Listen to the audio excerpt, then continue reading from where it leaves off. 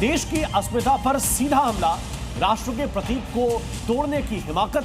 सवाल यह कि क्या यह महज भीड़ का गुस्सा था या फिर संगठित साजिश थी? क्या धर्म के नाम पर राष्ट्र को चुनौती देने की कोशिश हो रही है?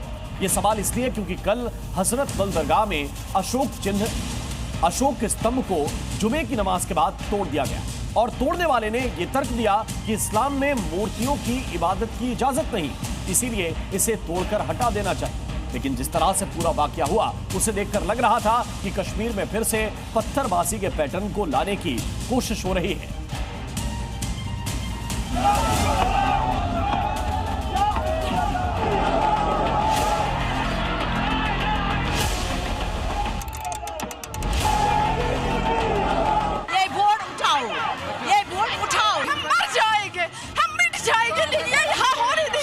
ये सारा कृत्य देशद्रोहियों ने माध्यम से किया गया। उनको पकड़ो, जेलों के अंदर बंद करो।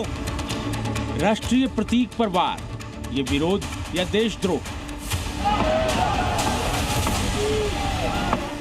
अशोक स्तंभ तोड़ा, कट्टरपंथ का खुला ऐलान।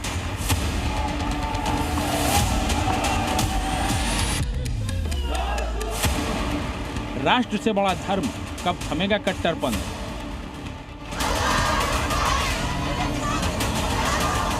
श्रीनगर से आया वीडियो पूरे देश के लिए गुस्से का सबब बन गया है।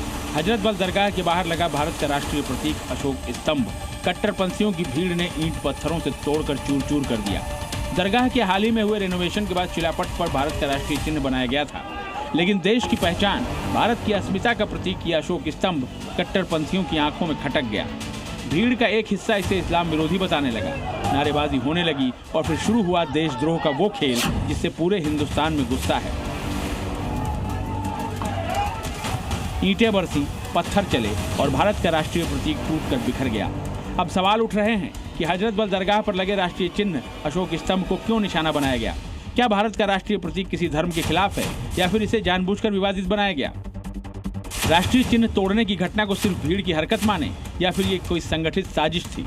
महिलाओं को शील्ड बनाकर पत्थर फेंकने की रणनीति किसने रची? क्या यह हमला धार्मिक कट्टरता का नतीजा है या फिर कानून व्यवस्था को सीधी चुनौती? इस बीच राष्ट्रीय चिन्ह को दरगाह में लगाए जाने को पीडीपी अध्यक्ष महबूबा मुफ्ती ने मुसलमानों की धार्मिक भावनाओं पर गहरा आघात बताते हुए वक्फ बोर्ड और उसके प्रमुख के खिलाफ सख्त कार्रवाई की मांग कर डाली। वहीं मुख्यमंत्री उमर अब्दुल्ला ने भी सवाल उठाते हुए कहा कि धार्मिक स्थल पर सरकारी प्रतीक लगाने की कोई आवश्यकता ही नहीं थी। कहीं पे भी ये सरकारी एम्बलम जो है इस्तेमाल नहीं होता। सरकारी एम्बलम सिर्फ और सिर्फ सरकारी फंक्शनों में इस्तेमाल होता है। मस्जिद जो है, दरगाह, मंदिर, गुरुद्वारा, ये सरकारी दायरे नहीं है, ये मजहबी दायरे होते हैं। मजहबी दायरों में सरकारी एम्बलम इस्तेमाल नहीं होते। This is blasphemy for us. जो ब्लास्फेमी की सजा है जब आप कहीं किसी ऐसी कोई हरकत करते हो जिससे किसी भी मजहब के लोगों के जज्बा मजरूह हो जाएं, तो वहाँ पर ये एक्ट लगता है और इसमें कार्रवाई होनी चाहिए। वहीं मुस्लिम मौलाना भी मस्जिद या दरगाह में किसी प्रतीक या चिन्ह को लगाने को इस्लाम विरोधी बता रहे हैं। इस्लाम में तस्वीर लगाना और तस्वीर लगी हुई जगह पर नमाज पढ़ना जायज़ नहीं है। तो उस मस्जिद में अशोक की तस्वीर लगाने का क्या मकसद है? यही मकसद है ना कि एक विवाद खड़ा किया जाए। मस्जिद के अंदर तो हम अपना पर्सनल भी कुछ नहीं करते। अच्छा। हाँ बिल्कुल, हमें अपना पर्सनल कुछ करने की परमिशन नहीं है।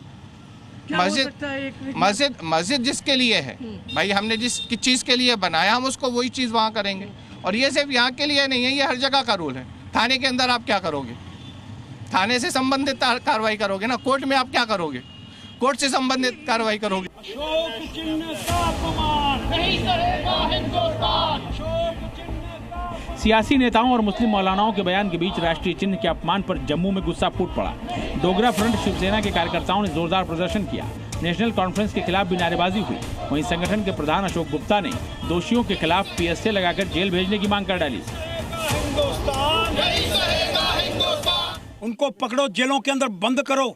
जिसने देश के ऊपर, एक पहलगाम पर हमला हुआ, दूसरा देश के ऊपर हमला हुआ है, देश के संविधान के ऊपर हमला हुआ है, जो कदापि बर्दाश्त नहीं होगा।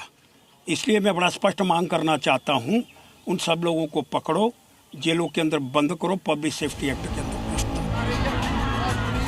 सियासत अपनी जगह है, लेकिन सवाल यही है कि क्या ये महज भीड़ की हरकत थी या फिर संगठित साजिश जिसमें धर्म को ढाल बनाकर राष्ट्र पर हमला बोला गया। जवाब चाहे जो भी हो, लेकिन राष्ट्र के प्रतीक पर वार ने पूरे देश को झकझोर कर रख दिया है।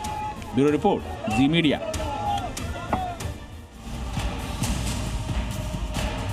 और भारत में अगर कोई राष्ट्रीय प्रतीकों का अपमान करता है तो उसे 3 साल की सजा या जुर्माना हो सकता है। बीएनएस की धारा 124 ये कहती है कि राष्ट्रीय सम्मान का अपमान करने वाले व्यक्ति को 3 साल तक की कैद और 5 लाख रुपए का जुर्माना या दोनों की सजा हो सकती है।